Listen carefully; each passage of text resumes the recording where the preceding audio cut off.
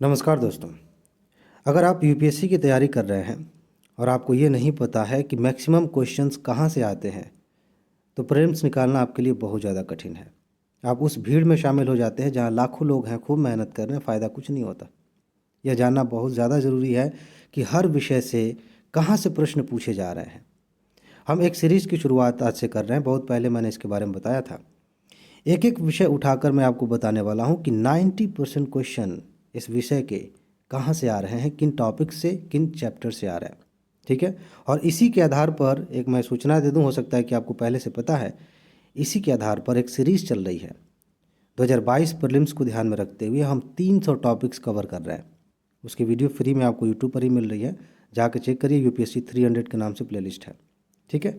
ये जानना इसलिए ज़रूरी है, ये सारे टॉपिक्स इसलिए जानना ज़रूरी है क्योंकि जब आप जानते हैं कि ये सबसे ज़्यादा इम्पॉर्टेंट टॉपिक्स हैं तो आप फोकस्ड होकर तैयारी कर पाते हैं, ज़्यादा भटकाव नहीं होता। अदरवाइज़ पढ़ने के लिए बहुत सारी चीज़ें हैं। ठीक है। चलिए एक एक करके हम बात करते हैं। पहले हम बात करेंगे आधुनिक भारत की, कि जो प्रश्न पूछे जा रहे हैं यूपीएससी के द्वारा आधुनिक भारत में कहाँ से सबसे ज़्यादा प्रश्न आ रहे हैं। अगर आपको मेरी बात चेक करनी हो तो किसी भी साल के प्रश्न पत्र को उठाइए और चेक करना शुरू करिए कि क्या इन्हीं टॉपिक से प्रश्न आ रहे हैं। सबसे पहली बात करें, प्रमुख आंदोलनों से बड़े प्रश्न आते हैं। आधुनिक भारत में जो आंदोलन हुए हैं, जैसे कि सविनय अवज्ञा आंदोलन है, इस पर कई बार क्वेश्चन आए हैं। सविनय अवज्ञा आंदोलन के कई डायमेंशंस हैं। इसी से दांडी मार्च जुड़ा हुआ है, गांधी इरविन समझौता भी इसी से जुड़ा हुआ है। ठीक है। कांग्रेस का एक अधिवेशन हुआ था कराची में, वो भी उसका भी संबंध इससे हो जाता है क्योंकि समझौते को मंजूरी दी गई थी। तो आप जिस आंदोलन को पढ़ रहे हैं उसके जितने डायमेंशंस हैं, समझ पा रहे हैं कि नहीं, ये आपके ऊपर निर्भर करता है। जैसे असहयोग आंदोलन है, अभी हाल ही में हमने कवर किया इसको। ठीक है। भारत छोड़ो आंदोलन है 2021 में, इसकी शुरुआत को लेकर ही प्रश्न पूछ लिया गया। जितने भी प्रमुख आंदोलन, इसके अलावा आप देखेंगे स्वदेशी आंदोलन है, कुछ विद्रोह हुए हैं। जैसे 1900 से पीछे जाएंगे, 1800 समथिंग आप जाके देखें, उन विद्रोहों से प्रश्न पूछे गए हैं। तो ये वो एरिया है जहाँ से यूपीएससी क्वेश्चंस आधुनिक भारत में पूछ रही है। अच्छे खासे प्रश्न आ रहे हैं। इसके अलावा आगे बढ़ेंगे तो कुछ प्रमुख घटनाएं हुई हैं। जैसे प्रमुख घटनाओं में 1857 की क्रांति एक अपने आप में बड़ी घटना है। यहाँ से मेंस में काफ़ी प्रश्न आते हैं, प्रीलिम्स में भी आते हैं। बंगाल का विभाजन हुआ, अपने आप में बहुत बड़ी घटना है। कांग्रेस के प्रमुख अधिवेशन जो है, इस पे हमने वीडियो भी बनाया है। प्रमुख अधिवेशनों से कई बार प्रश्न आए हैं, बड़े सीधे सीधे प्रश्न आए हैं, बड़े आसान प्रश्न आए हैं कि ये फला अधिवेशन में क्या घटना हुई थी, उसी के आधार पे प्रश्न बन गए हैं। इस तरह से आप देखेंगे कि प्रमुख घटनाएं जो हैं आधुनिक भारत में, वहाँ से क्वेश्चंस यूपीएससी लगातार पूछती आ रही है। आगे बढ़ते हैं। और एक टॉपिक जो ऐसा है, काफ़ी हद तक कह सकते हैं कि सदाबहार टॉपिक है, वो क्या है? महात्मा गांधी। जब वो साउथ अफ्रीका थे, वहाँ से लेकर के भारत आने तक, उनके शुरुआती आंदोलनों तक, चाहे वो खेड़ा हो, चंपारण हो, अहमदाबाद हो, वहाँ से लेकर असहयोग, सविनय अवज्ञा, भारत छोड़ो, जितनी भी चीज़ें हैं, इनके जीवन से जुड़ी हुई जो घटनाएं हैं ना, अपने आप में एक कह सकते हैं कि चैप्टर है। और यूपीएससी यहाँ से लगभग हर साल कोई एक क्वेश्चन पूछती है आधुनिक भारत से, जिसका संबंध गांधी जी से होता है। समझ रहे हैं? तो इस टॉपिक को आप अच्छे से तैयार करें, यहाँ से प्रश्न आते हैं। और ध्यान दीजिएगा, हर साल एक क्वेश्चन आता है जिसमें कभी कभी सीधे डिमांड होती है कि आप जानें कि ये घटना कब घटी थी। कभी कभी इनडायरेक्टली ऐसे प्रश्न बनाए जाते हैं कि आपको पता होना चाहिए कि कौन सी घटना कब घटी थी, यानी कि प्रमुख घटनाओं का कालक्रम आपको पता होना चाहिए। समझ रहे हैं? और प्रमुख घटनाओं में कुछ किसी संस्था को बनाना भी शामिल हो सकता है। जैसे मान लीजिए कि मैं एग्जांपल दे रहा हूँ कि कराची अधिवेशन हुआ, भारत छोड़ो आंदोलन हुआ, फॉरवर्ड ब्लॉक का गठन हुआ और स्वराज सभा बनी। अब मान लीजिए कि कह दीजिए कौन पहले घटना घटी थी, अरेंज करिए। या किसी तरह से कोई सेंटेंस ऐसा बनाया जाए जिसमें रिक्वायर हो कि आप जानें इसको, ये रिक्वायरमेंट हो उसकी। ठीक है, ये समझिए। और हर साल एक प्रश्न ऐसा आपको दिखेगा आधुनिक भारत से जो किसी प्रमुख संगठन से जुड़ा होगा। किसी प्रमुख संगठन से हो सकता है कि वो विदेशों में बनाया गया है, हो सकता है कि भारत में बनाया गया है, हो सकता है कांग्रेस के गठन से पहले की संस्थाओं से पूछ लिया जाए कि इसके पहले कौन कौन सी संस्थाएं बनी थी। जैसे लैंड होल्डर सोसाइटी बनी थी, कई सारी सोसाइटीज़ बनी थी, वहाँ से प्रश्न आ सकता है। किसान संगठन बने थे, वहाँ से क्वेश्चन आ सकता है। और भी श्रमिक संगठन बने थे, वहाँ से प्रश्न आ सकता है। इसका एक अलग से चैप्टर आपके पास एक नोट के रूप में होना चाहिए, जो कि हम कवर कर रहे हैं। ठीक। क्रांतिकारी आंदोलनों से प्रश्न आते हैं, जिसके बारे में मैंने बताया भी था। इसे आप अच्छे से तैयार करिए कि अलग अलग लोकेशन पे, जैसे आप 3-4 ही लोकेशन है खास तौर से, बंगाल, इधर उत्तर प्रदेश, पश्चिमी उत्तर प्रदेश और पंजाब, महाराष्ट्र, और कुछ विदेशी संस्थाएं, जैसे विदेशी मतलब भारत के लोग विदेश में, लंदन में और अमेरिका में जा कर के इन्होंने संगठन बनाए थे, क्रांतिकारी गतिविधियां की थी, वहाँ से प्रश्न आते हैं। प्रमुख व्यक्तित्व की बात करेंगे, यहाँ से भी क्वेश्चंस आते हैं। इसको आप जोड़ सकते हैं किससे, देखिए प्रमुख व्यक्तित्व ये, और प्रमुख संगठन, और ये क्रांतिकारी आंदोलन, कहीं ना कहीं तीनों एक दूसरे से जुड़े हुए हैं। लेकिन जब लाला लाजपत राय पे प्रश्न आता है, सुभाष चंद्र बोस पे आता है, मोतीलाल नेहरू पे आता है, तो आप इनके बारे में कुछ बेसिक चीज़ें जान के रखें पहले से, क्योंकि मेंस में भी क्वेश्चंस आते हैं, प्री में भी। सबके बारे में नहीं, कुछ ही नाम है, आप देखेंगे तो मुश्किल से 10-12 नाम है, इन्हें ही आप अच्छे से पढ़ें। जैसे इस साल के लिए सुभाष चंद्र बोस काफ़ी ज़्यादा इंपॉर्टेंट है, इनके बारे में हमने एक वीडियो भी कवर किया है, जाकर देखिए। तो जो पर्सनालिटी किसी वजह से काफ़ी ज़्यादा चर्चा में है, वहाँ से प्रश्न यूपीएससी पूछ लेती है। ज़रूरी नहीं है, ध्यान दीजिएगा, कि यह व्यक्ति चर्चा में है तो इनसे ही जुड़ी, मतलब डायरेक्ट इनके बारे में इनका नाम लेकर के पूछा जाए। हो सकता है कि इन्होंने कोई संगठन बनाया था, वही मैं कह रहा था, वहाँ से क्वेश्चन बन जाए। किसी गतिविधि में, क्रांतिकारी गतिविधि में शामिल थे, वहाँ से। इन्होंने कोई समाचार पत्र, पत्रिका निकाली थी, वहाँ से, यहाँ से प्रश्न आ सकता है। तो आप इसे भी देखें। और एक बड़ा ही इंटरेस्टिंग है, इसको मुझे पहले लिख लेना चाहिए था, लेकिन अक्सर मैं इसकी चर्चा करते रहता हूँ, इसलिए लास्ट में लिखा। ठीक है, क्या है, शिक्षा का विकास। 2021 का क्वेश्चन पेपर देखें, उसके पहले 20 का, 19 का, 18 का, शायद ही कोई ऐसा पेपर आपको मिलेगा जिसमें शिक्षा के किसी एंगल को शामिल नहीं किया गया है, वहाँ से क्वेश्चन नहीं बना है। हर साल यूपीएससी यहाँ से क्वेश्चन पूछ रही है। कैसे, जैसे मान लीजिए कि हंटर आयोग, वुड डिस्पैच, बहुत सारे जो है सैडलर आयोग आया था, बहुत सारे प्रयास किए गए अंग्रेज़ों की ओर से, बहुत सारे प्रयास किए गए भारतीयों की ओर से। यह चैप्टर आपका क्लियर होना चाहिए, बहुत ज़्यादा इंपॉर्टेंट है। इसके अलावा आर्थिक नीतियों से बहुत अधिक प्रश्न आए हैं।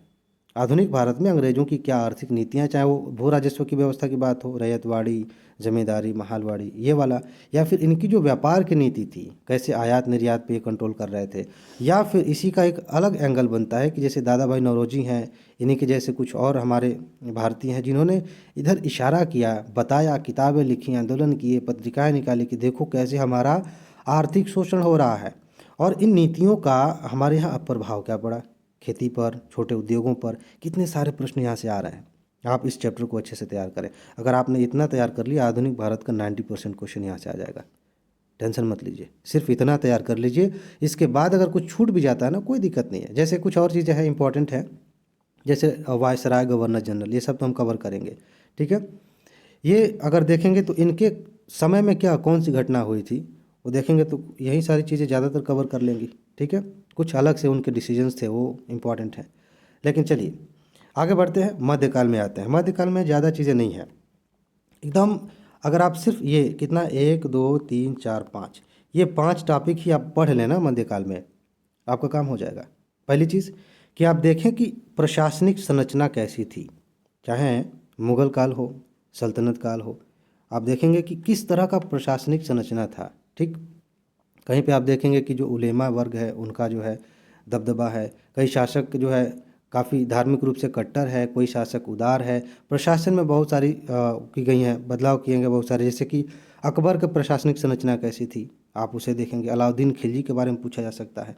तो प्रशासनिक संरचना और शासकों की नीतियाँ, इनको आप अच्छे से करें। ये यहाँ पे जो प्रश्न आते हैं ना, कंसेप्ट और फैक्ट दोनों को मिक्स कर दिया जाता है, बहुत अच्छे से मिक्स किया जाता है। यूपीएससी बड़ा स्मार्ट तरीके से क्वेश्चन पूछती है, आप इसे देखेंगे। साथ ही साथ आप देखेंगे पदाधिकारी कैसे थे। दो तरह से प्रश्न आते हैं। एक प्रश्न आता है सीधा सीधा कि एक नाम दे दिया जाएगा बड़ा अजीब तरह का, कोई फारसी या उर्दू शब्द होगा, ठीक है, और अरबी शब्द भी हो सकता है, और उस पूछा जाएगा कि ये कौन था, मतलब इसका हिंदी में अगर कहें तो ये कौन सा अधिकारी था, सचिव था कि प्रधानमंत्री था कि क्या था, इसका क्या, इस तरह से। दूसरा, इसी पर पदाधिकारी पर इसका काम क्या था, इस तरह से प्रश्न आते हैं मेडिवल हिस्ट्री से। इसे आप तैयार करें। अच्छा, जब आप पढ़ रहे हैं मेडिवल हिस्ट्री, उस समय ना ज़्यादातर चीज़ें जो इतिहास की किताबें हैं ट्रेडिशनल तरीके से लिखी गई हैं कि कौन सा युद्ध कब हुआ, ये दुनिया भर की बातें, किसने किसको मार दिया और जा कर के कब्जा कर लिया। लेकिन उस समय की अर्थव्यवस्था कैसी थी, व्यापार कैसे चल रहा था। बहुत सारे व्यापारी मध्यकाल में भारत आए थे ना, आप देखिए अंग्रेज भी उसी समय तो आ रहे हैं भारत। उस समय की सामाजिक व्यवस्था कैसी थी, इधर यूपीएससी ज़्यादा ध्यान देती है। इन चीज़ों को आप अच्छे से कवर करें। इसके अलावा इस दौरान जो भक्ति आंदोलन हुआ, मोस्ट इम्पॉर्टेंट चीज़ है ये। चाहे सूफ़ी की बात करें, अलवार की बात करें, नयनार संतों की बात करें, मध्यकाल आते थे, ये सारी चीज़ें आपके लिए बहुत ज़्यादा इंपॉर्टेंट हो जाती हैं। ठीक, तो भक्ति आंदोलन से प्रश्न आते हैं। ठीक है, इसमें कई चीज़ें हैं, जैसे कि मत क्या है उनके, उसका मतलब क्या है, उनकी शाखाएँ कहाँ कहाँ थीं, कोई फेमस पर्सनालिटी हैं उनके बारे में प्रश्न आ जाते हैं। और दक्षिण भारत में मध्यकाल में जाएंगे आप, विजयनगर और बहमनी, यहाँ से क्वेश्चंस आते हैं।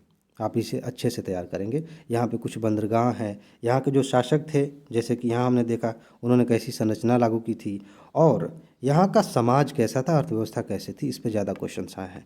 ठीक है, अब देखिए एंशियंट में चलते हैं। एंशियंट में भी ज़्यादा टॉपिक्स नहीं है, लेकिन यहाँ से प्रश्न खूब पूछे जाते हैं। सबसे ज़्यादा प्रश्न अगर आया है भारतीय इतिहास में प्राचीन काल से, तो वो है कि इतिहास को जानने के स्रोत क्या हैं। ध्यान से समझिएगा, एक चैप्टर होता है शुरुआत में ही। स्रोत का मतलब ये है कि हमारे यहाँ ग्रंथ लिखे गए, प्राचीन ग्रंथ लिखे गए, वहाँ से हम जानते हैं इतिहास क्या है। हमारे यहाँ कुछ खुदाई हुई, वहाँ से प्राप्त कुछ गुफाएं मिली हैं, कुछ चित्र मिले हैं, कुछ मूर्तियाँ मिली हैं, वहाँ से पता चलता है। ठीक है, यात्री आए हैं बाहर से, विदेशों से, उन्होंने किताबें लिखी हैं, उन्होंने विवरण लिखे हैं, वहाँ से चीज़ें पता चलती हैं। कुछ सिक्के हैं और भी चीज़ें हैं, वहाँ से पता चलती हैं। तो इतिहास को जानने के जो स्रोत हैं, शिलालेख लिखवाए गए हैं राजाओं के द्वारा, वहाँ से, ये बहुत ज़्यादा इम्पोर्टेंट है। इसके बाद जैन धर्म और वैद्य धर्म, बौद्ध धर्म सदाबहार टॉपिक है। अगर आप यूपीएससी का एग्ज़ाम देने जा रहे हैं और किसी साल बौद्ध धर्म या जैन धर्म से प्रश्न नहीं आया, तो आप अपने आप से कह सकते हैं ओहो यूपीएससी से चूक हो गई, इस साल नहीं पूछा। हर साल, लगभग हर साल एक क्वेश्चन या दो क्वेश्चन ऐसे होते हैं जो बौद्ध धर्म या जैन धर्म से होते हैं। लेकिन थोड़ा सा इसका विस्तार करके आप देख लेंगे, थोड़ा सा, जैसे कि सिख फिलॉसफी के बारे में थोड़ा सा आप जान लीजिए। कुछ और जो है कुछ दर्शन हुए, जैसे आप देखेंगे षट दर्शन, योग और इस तरह से है ना, कपिल मुनि, कई लोगों के जैसे मिलान करने वाला पूछ लिया जाता है, जैमिनी, कपिल मुनि, इनका क्या दर्शन था।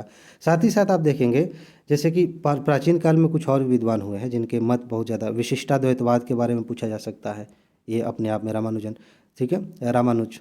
तो उस समय प्राचीन काल में जो मत आए हैं उनके बारे में भी जानिए, उनमें क्या क्या बातें कही गई थी वो भी थोड़ा सा जान लीजिए। लेकिन सबसे ज़्यादा इम्पॉर्टेंट है बौद्ध धर्म और जैन धर्म। ठीक है, सिंधु घाटी सभ्यता से अक्सर क्वेश्चंस आते रहते हैं, लोकेशंस को लेकर के, उस समय के समाज और अर्थव्यवस्था को लेकर के, यहाँ से इसे आप तैयार करेंगे। लेकिन एंशियंट हिस्ट्री में दोबारा से अगर कहा जाए कि सबसे ज़्यादा क्वेश्चंस कहाँ से आते हैं, तो वो है प्रमुख विद्वान और उनकी रचनाएँ। जैसे कि आप देखेंगे, यहाँ मैंने कहीं लिखा है आगे, मौर्य काल, हाँ यहाँ पे है। तो यहाँ पे किसी भी काल में जो विद्वान थे, किसके दरबार में, कहीं अष्टदिग्गज हैं, कहीं जो है अलग अलग तरह के नामों से विद्वान किसी के दरबार में रहते हैं, उन्होंने कौन सी रचनाएं की, क्या उसमें लिखा, क्योंकि यह भी एक स्रोत है। यहाँ पे आप देखेंगे, इससे कनेक्शन बन जाएगा कि इतिहास के बारे में जानने का एक स्रोत है कि किस विद्वान ने किस राजा के बारे में क्या लिखा। ठीक है, उनकी रचनाएँ आप देखिए। वैदिक काल में कुछ प्रमुख तथ्य, तो जैसे कि आप वेदों के बारे में थोड़ा सा जानें, और वैदिक काल में, ऋग्वैदिक काल के बारे में, जैसे कि दो भाग हो जाते हैं ना, वैदिक काल और उसी का एक पार्ट होता है, क्या कहते हैं, उत्तर वैदिक काल। तो इनमें सामाजिक संरचना में बदलाव होता है, प्रशासनिक संरचना में बदलाव होता है, कभी कभी अंतर पूछ लिया जाता है। ठीक है, कुछ और बाकी जो नॉर्मल सी चीज़ें हैं कि समाज कैसा था, अर्थव्यवस्था कैसी थी, सिंधु घाटी सभ्यता से लेके कैसे फिर चीज़ें गांव की ओर वापस चली गईं, यानी कि सिंधु घाटी सभ्यता नगरीय सभ्यता थी, वैदिक काल में आप देखते हैं ग्रामीण सभ्यता है। उस बीच में जो संक्रमण काल है ना, उस चीज़ को आप समझते हैं कि नहीं, यहाँ से क्वेश्चन आ जाता है। ठीक है, इसे आप देखेंगे। मौर्य काल और गुप्त काल विशेष रूप से इंपॉर्टेंट है, क्योंकि इस दौरान बहुत बड़ी बड़ी उपलब्धियां हैं। आप चाहें तो थोड़ा सा मगध साम्राज्य के बारे में पढ़ सकते हैं, वहाँ से भी क्वेश्चन आते हैं। लेकिन मौर्य काल और गुप्त काल बहुत ज़्यादा इंपॉर्टेंट है एंशियंट हिस्ट्री के लिहाज से। आगे देखिए, यही चीज़ें आप यहाँ से देख लें तो तीनों में लागू कर सकते हैं, जैसे कि मगध साम्राज्य, मौर्य काल, गुप्त काल। कुछ आप साउथ में चले जाएंगे, संगम काल के बारे में देखेंगे, पल्लव, ये सब जो है इनके बारे में, शासक बादामी के, चालुक्य के, इनके बारे में भी थोड़ा सा जानेंगे। इन शासकों की क्या उपलब्धियां रहीं, खासतौर से हम आर्ट एंड कल्चर के नज़रिए से देखते हैं कि इन्होंने क्या क्या किया। किसी ने कुछ साहित्य में योगदान दिया है, किसी ने कोई संरचना बनाई है, किसी ने मंदिर निर्माण में योगदान दिया है। ठीक है, ये सारी चीज़ें, खासतौर से जब आप दक्षिण भारत में जाएंगे, तो दक्षिण भारत की जो एंशियंट हिस्ट्री की बात करें, उनकी जो उपलब्धियां हैं शासकों की, उन्होंने मंदिर निर्माण में, स्थापत्य निर्माण में बहुत ही अच्छे काम किए हैं, वहाँ से प्रश्न पूछे जाते हैं। ठीक है, चलिए आगे देखें। बस इसमें इतना ही है। अगर इतने टॉपिक्स अगर आपने कवर कर लिए तो आपका 90% क्वेश्चन कवर हो जाएगा हिस्ट्री से। इसी को थोड़ा सा और विस्तार करके जो टॉप 300 की सीरीज़ चल रही है उसको हमने कवर किया है। वहाँ पे और स्पष्ट तरीके से चीज़ें कवर की जा रही हैं, एक एक करके वीडियोज़ आ रही हैं और बहुत जल्दी पूरी सीरीज़ वीडियो के फॉर्मेट में यूट्यूब पे आपको मिल जाएगी। एक और चीज़, इतिहास से शुरुआत हुई है, सारे विषय हम कवर करेंगे और मान के चलिए कि इसमें ढेर सारे वीडियो आने वाले हैं इस सीरीज़ के तहत अलग अलग फॉर्मेट में, जिससे आपकी तैयारी बहुत ज़्यादा आसान हो जाएगी। ठीक है जी, तो जुड़े रहिए। लेकिन सबसे ज़्यादा इंपॉर्टेंट बात पता है, अपना ख्याल रखिए, खुश रहिए, क्योंकि जितना आप खुश रहेंगे, जितना मस्त रहेंगे, जितना हल्का महसूस करेंगे, आपकी तैयारी उतनी ही ज़्यादा आसान हो जाएगी। ठीक है जी, तो आगे मिलते हैं। नमस्कार।